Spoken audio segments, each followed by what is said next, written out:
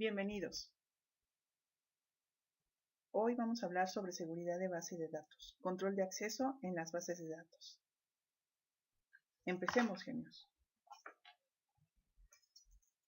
Que la seguridad te acompañe iniciando desde el esquema de todo sistema que es en la base de datos. Actualmente los sistemas tienen su información almacenada en base de datos relacionales en empresas privadas, gobierno y microempresas para la administración de reglas de negocio que se gestionan internamente. La información es un punto clave para toda corporación. Es por ello imprescindible cuidar el acceso para que no existan filtros de información y así puede implicar a corto o largo plazo un riesgo. El interés es que podamos identificar los principales aspectos en los que debemos de vigilar la mayoría de las bases de datos para la gestión del control de acceso. También dar a conocer algunos tips para que se puedan aplicar de forma sencilla y ordenada en diferentes aspectos, así como en el entorno de cualquier tipo de base de datos. La identidad y el control de acceso es importante. En servidores donde hospedan base de datos, así como dentro de la misma. Los usuarios y los roles deben de tener privilegios y permisos en los objetos de base de datos y dentro de los servidores. Día a día, esto se vuelve aún más versátil, tanto para el creador de las estructuras de las bases de datos, así como para aquellas personas que quisieran en algún momento dado burlar y corromper la información o darle un mal uso, como puede ser su modificación. Las bases de datos viven en servidores y estas guardan información primordial. Existen diferentes tipos de base de datos, como las jerárquicas, en red, relacionales, no relacionales y multidimensionales. Las más comunes y las que en la actualidad tienen la mayoría de las empresas. También las bases de datos espaciales y las de ficheros que son como Big Data, por ejemplo. En el mercado hay muchos gestores que administran y las manejan. En ellos existen herramientas de control de acceso, como por ejemplo Oracle, MySQL, Postgres, entre otros.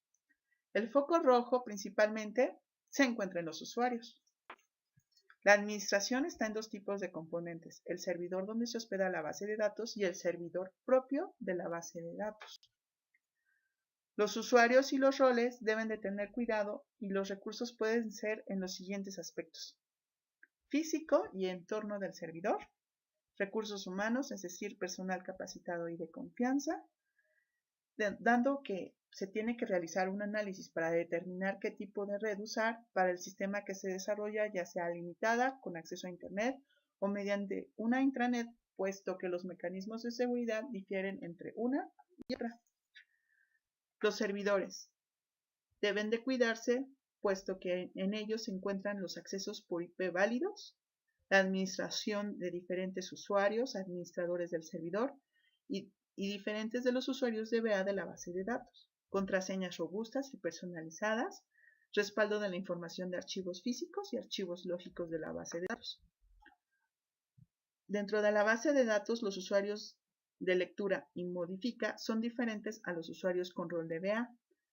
Uso de vistas o vistas materializadas haciendo imposible la modificación de la información y para que lo visualicen solamente ciertos tipos de usuarios, y estos sean diferentes a los usuarios con privilegios de modificación. El alias en tablas y objetos, si es posible dentro del manejador de base de datos. No usar privilegios de public para que todo el mundo pueda acceder, aunque sea solamente de consulta. Cambio cada cierto tiempo de las contraseñas o asignar una fecha de expiración. Actualización de listas de usuarios constantemente. Dentro de ingeniería social podemos revisar algunos puntos. Por ejemplo, vigilar que los empleados no puedan extraer información de las compañías.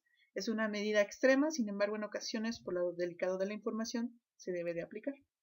Evitar el uso de USBs en los servidores o que puedan extraer información ordeñando las bases de datos con discos extraíbles. Tener políticas de seguridad dentro de las empresas y que todos las conozcan, pero sobre todo que las usen. Tratar de revisar periódicamente estas políticas antes mencionadas para aplicar nuevas si es necesario. Pensar en que merece la pena cuidar la información y más aquella que contiene datos personales o de índole económico o legal. Con simples cuidados, así como pones llave a tu casa, hay que ponerle la información. Hasta la vista.